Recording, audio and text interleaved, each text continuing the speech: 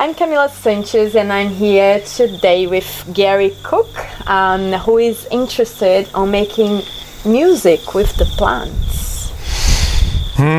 That's interesting. It is actually, Camilla. It sounds, sort of quite intriguing, and it is very intriguing. It's, I guess, before I go into that, I should say that as a young person growing up in New Zealand, I was exposed to lots of forests and lakes and rivers and as playgrounds, and it was very, very comfortable always in the forest, even as 10 and 11-year-olds running around freely. And always felt safe and always felt nurtured. And over a long period of time with some of the work I was doing over the years, like archaeological work and history research, I was privileged to visit a lot of forests and a lot of areas in New Zealand that I wouldn't have otherwise gone to. National parks and towering mountains and beautiful old trees which were 800 to 900 years old, which is old for New Zealand. And always feeling something about the trees, and realizing too that without the trees and the forests, humans wouldn't be existing as they do today. So we really, really owe a lot to all the plants and the trees. So then I found that interest sat there nicely for quite a few years, and then suddenly I learnt about a little device which you can actually attach to a tree or a plant, and you can then allow the tree or the plant to make a little music. And I thought, how intriguing. I love gardens, I love trees, I love plants. I've even been known to talk to trees and hug them. That's okay, we're allowed to do that. Yeah. But to make music out of trees, that's something a wee bit different. So I sent away and got this little device, and quite happily at this time was middle of winter, sat in the lounge there with a potted plant with a peace lily, and put all the little gadgets on the plant and plugged it in and sat there, and suddenly the peace lily started to make music, and I thought, how's this possible? This was amazing. I mean, I sort of got involved in this just on a whim, but it felt right.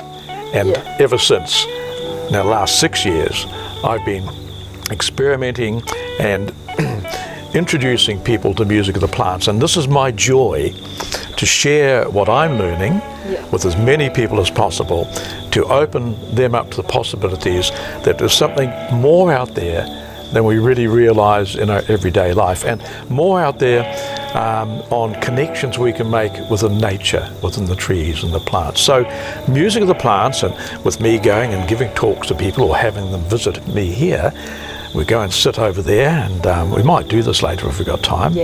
Okay. And we just connect to a tree, and we just sit there or lay there or standing with our hands in our pockets and sort of say, well, how's this possible? But it's wonderful because the trees are creating music, but in essence what we're doing is giving the trees and the plants a musical instrument to play. So it allows them to play a musical instrument. And there's science behind this. It's no great mystery, because with the action inside the trunks and the branches of trees, with the sap and waters rising and going up and down in photosynthesis, there is the equivalent of a static electricity created. And so we're picking up with the contacts the little bursts of electricity, if you like to call it that, and converting them into musical notes. That's amazing. That's incredible. And when have you became interested listening to the music of plants or making them? Well, it's something which has really grown on me since, as I said before, I got that first and not having even considered prior to this that plants could make a music. I mean, most of us take plants as being, for a lot of us, as being very beautiful things which are in the garden or in the forest, which we love to walk amongst and see. A lot of people don't even notice trees and plants all the time. And I feel that trees, and particularly forest trees and trees and gardens, need a voice. Okay, they need to be able to stand out there and say something other than just looking beautiful or providing fruit and things like this for humans. So this gives trees the opportunity to express themselves. But gosh, I must say, Camilla, there's an awful lot of research going on at the moment right around the world with scientists. I'm reading published papers by scientists in various overseas magazines all the time. And it's progressing now alongside music of the plants, research into plant consciousness even. Do plants have the power to reason? Do plants think? Do plants see? Do plants breathe? Do plants have a heartbeat? Feel pain. And do they feel pain? So there's all sorts of things that can come into effect here. Funny you should say feel pain. I mean, the very act of one thing that we do all the time, which I did earlier today, when we go out and mow the lawn or mow the grass, and there's always an incredible smell comes from newly mown grass. And people think, well, it's just whatever's in the grass. But that is grass sending out a call, warning all the other grasses that they have been attacked. It's just like a predator. We go in with the lawnmower, we're cutting the tops off all the little leaves growing. Mm-hmm. And so that perfume that we feel when we smell, when we mow the lawns, is the plant expressing pain. Isn't that interesting? Okay, that's very interesting. Yeah. So they do feel pain. They do, in a different way. They haven't got a nervous system like humans. But they express their feelings in a different way. And they're doing this to alert all the other grasses in the area. And this happens all around the world with certain trees which may be predated on by animals. They'll communicate from one tree to another, sort of saying, hey, the giraffes are coming in and they're eating all of our leaves, be careful. So that's happening to one tree here. And then 200 or 300 meters away, all the other trees have taken in this message, and they're ready when the giraffe comes their way to take action, and they will release some toxins into their leaves, and they become bitter, and the giraffe will stop eating. So there's all these things going on all the time in nature, which we just don't realize. No, we are not very aware. So are we gonna be able today to listen some music? To experience the music of the plant. I don't see why not. Yay. I mean, we've got plenty of examples around here. Yeah. We've got lots of trees. And I won't do the grass though. No. Because I mowed that this morning and I'm just feeling a little bad about that. Okay.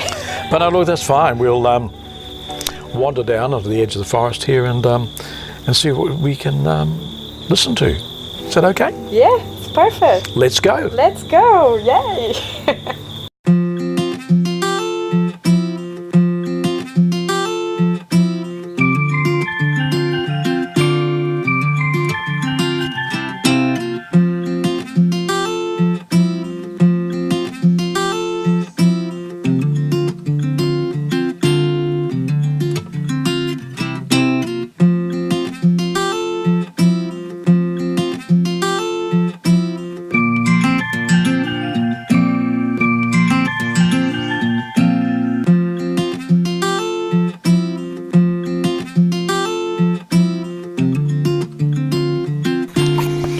Bits and pieces come out of the box. I've got all different types of equipment. Some of them are quite big and bulky and have 12-volt batteries, I've got to carry around into the forest. But these are, some more mobile systems available, like this one I'm going to use now, which are really, really good for people to use themselves. And you can download a special app for your smartphone or your tablet, and away you go. It's all so simple. And to hear Kawa, the healing tree. So now a matter of just releasing these little gel pads, which are the sticky pads that they put on you when they're doing ECGs and things like that. So these are sensitive enough to pick up the little impulses from the kawa. Going to get a burst of sound here, but we'll cut it back a bit.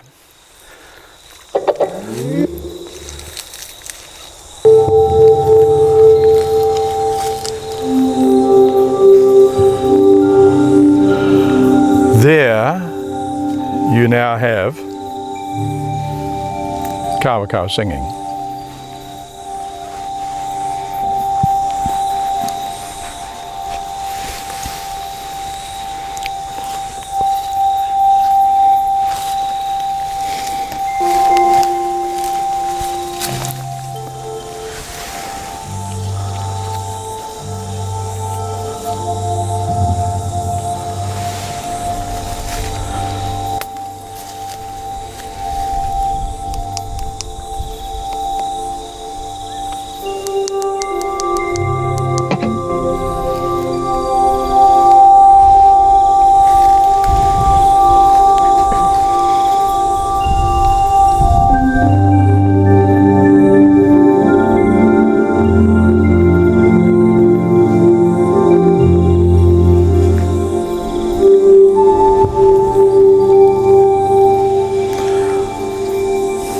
So, little demonstration. So, and they can't respond with our touch or Yes, they can, thoughts. and they often do. The plants will actually respond to human touch, Okay. touching the leaves gently. And as I've often demonstrated with groups of people, they'll respond to focused love and focused energy. Okay? I mean, this is sort of out there for a lot of people, but it is something which occurs, and I've seen it happen time and time again. And it's one thing I love to demonstrate when I'm out doing demonstrations in the forest or in the garden, and I might have a small group of people there. And the finale is that we stand around after they've listened to me talking about all this and focus their attention and their love on the plant. You can always detect a change in the music. Okay. Yeah. So what's going on there? How does this happen? That's powerful. You know, Wow. also plants have an energy field around them. It's much like the human aura. And so all plants, big and small, have an energy field around them. And we sometimes stand within that energy field, or we can even detect it. I actually take people through a little, not a ritual, but it's a demonstration. I teach them how to dowse, which is holding two wire rods and seeing how they activate. They usually work on finding minerals or water under the ground or looking for energy. But then we walk towards a given tree, and as we get closer and closer to the tree, the little rods will start to go like that, start to move. Okay, which shows that they have a field of energy around them, which is imperceptible to us with our eyes and our normal senses. We just can't feel that. And yet, I feel we sometimes, when we're walking in a forest and we may be walking down a familiar path or even in a park in town, walking in a familiar place, going past trees that we've walked past quite often, and sometimes it's almost as if the tree has said, hey, you, stop. You know, I've been watching you for weeks going past here now. G'day. Ooh. You might turn around and see that tree for the first time. You actually haven't heard those words, but something just sort of, wow. Now I'm looking at this tree, and it could be a different time of the day and different light, and say, gosh, well, I've got to go and put my hands on that. Or you're going to say, well, thank you, tree. It's good that I stopped here to look at you, because stopping here and looking at you, I'm seeing other things in the park here I haven't seen before, because a lot of humans are always in a hurry to get from A to B. And even people who go for a walk, you know, in the park for a bit of exercise in the morning or in the evening, often it's by the clock and they're just going flat out to get there, or even running through, jogging through with listening to music as you go. You're missing so much. Missing so much. Yeah. That's brilliant. That's amazing. And do you think the plants be happier when we interact with them, when When we show our it's a hard thing to quantify. Yeah. You know, would a plant or tree be happy? What's their happy mode? I mean, humans and animals, we've got so many ways of expressing joy and happiness, or feeling good. And the tree, of course, when we look around here and just got the edge of a forest, we're seeing different trees here. They stand there, not moving, only moving in the wind and things like this. But I think they can express, you know, feelings, and I think they can express not opinions, but they've just discovered that all trees actually go to sleep at nights. They've discovered using time-lapse and infrared photography in a forest situation in America. They have found that at night time, when the sun goes down, the darkness comes, all the branches and all the trees will go down 8 to 10 centimeters and droop as if they are going to sleep. And then just before dawn, and the sun comes up, they suddenly start to come to life again. That's incredible. That's incredible. So they do go into repose, they do sleep. And another interesting study I read, where the dawn chorus in the morning when the birds sing before the sun rises, this apparently is so important to all the trees and all the forests and the gardens, because also there are responses triggered in the tree, which is to do with waking up, by bird song. So just the resonance of bird song affects the trees as well. So there's a lot going on out there which we don't know about. Wow. It's intriguing. Wow.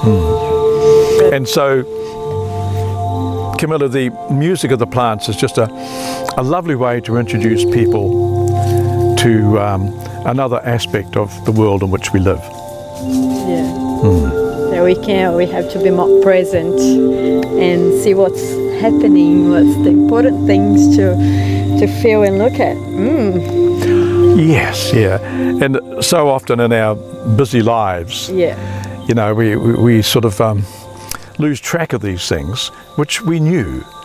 You know, from when we were young, we knew instinctively. We had our happy places, often in a garden under a tree, or climbing up in the plum tree and taking plums off the tree. You know, we've all got these nature connections.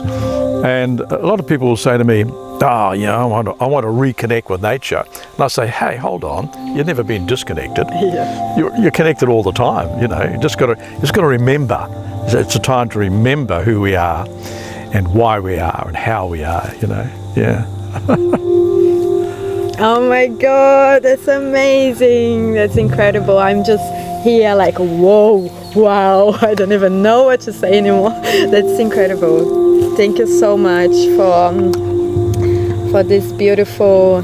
Well, it's a lovely little demonstration. Yeah. So simple to set up. And these particular devices, which I'm showing you now. Yeah, so you can get, like anybody can get? Anyone can get this, yeah. Okay. You don't have to have an iPad or a tablet or a phone. Yeah.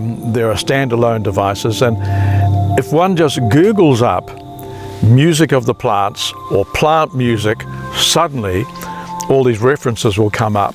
And I think there's 3 or 4 different developers around the world have different types of apparatus, which is available to purchase and bring it home and then go and make your own music with the plants. But just remembering though that all we're doing here is giving the plants a musical instrument to play. We're providing them with an instrument and letting them play as they will. And yeah. And you can, for example, if I buy this device, I can use it for meditation. Oh yes, yeah. It works very much on the biofeedback system, which was developed back in the 60s, 1960s, whereas you'd attach little contacts to your fingers, and you'd have a little dial and some flashing lights. I've got one of the old ones inside myself from way back from the 60s. And you sit there and you would try and go from alpha to beta in your meditation. And this would help with meditation because the little gauge would start to slow down, stop flickering, and the lights wouldn't stop flickering. And so then you'd know you'd reached a status in your meditation. So yeah, this can work with humans.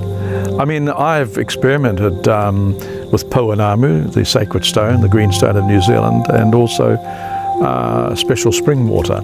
So there's no end of experimentation that people could do or carry out with the equipment which is available.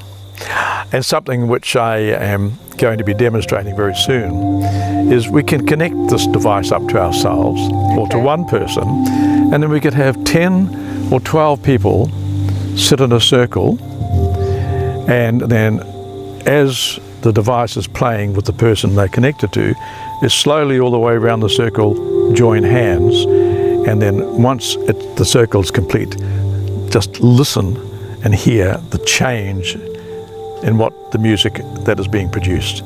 So there's no end of things that people can play around with.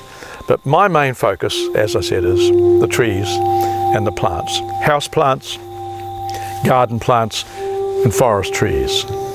If I put on my plant inside of my place and use the sound of the plants to do my meditation.